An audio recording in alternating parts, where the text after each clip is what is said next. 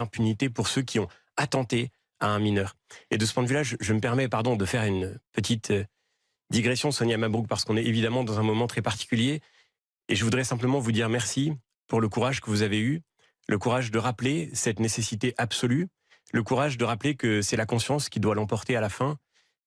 Vous savez, je vois à quel point la vie politique, elle aussi, crève d'une forme de relativisme, du sentiment que rien n'est important, que rien ne compte, que rien n'est sérieux. Vous avez montré au contraire qu'il y a des choses qui ne peuvent pas être acceptées, sur lesquelles on ne transige pas. Et pour cela, je voudrais vous dire ma profonde reconnaissance. Et je voudrais saisir cette occasion, si vous me le permettez, pour dire un mot ce matin à quelqu'un que je ne connais pas, que je n'ai jamais rencontré, mais je saisis cette occasion pour lui parler. C'est Jean-Marc Morandini. Et je voudrais lui dire simplement, monsieur Morandini, je ne suis pas juge. Vous avez déjà été jugé et vous avez été condamné. Je n'ai rien contre vous. Mais la seule chose que j'ai à vous dire, c'est partez, démissionnez. J'ai demandé la même chose pour Jack Lang. Je crois avoir été l'un des premiers dans la classe politique à avoir dit qu'il devait démissionner. Parce qu'il y a des choses, encore une fois, qu'on ne peut pas passer sous silence et qu'on ne peut pas accepter. Il n'y a aucune raison qu'on ait des indignations à géométrie variable. Vous aussi, vous devez partir.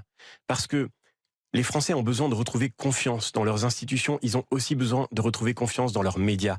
Et la liberté des médias, la confiance dans le travail des journalistes, c'est ce que toute une rédaction ici s'emploie à reconstruire tous les jours. Et si vous ne voulez pas abîmer le travail de cette rédaction, si vous ne voulez pas entraîner ces journalistes dans une histoire qui n'a rien à voir avec la leur, alors vous devez avoir la décence de partir.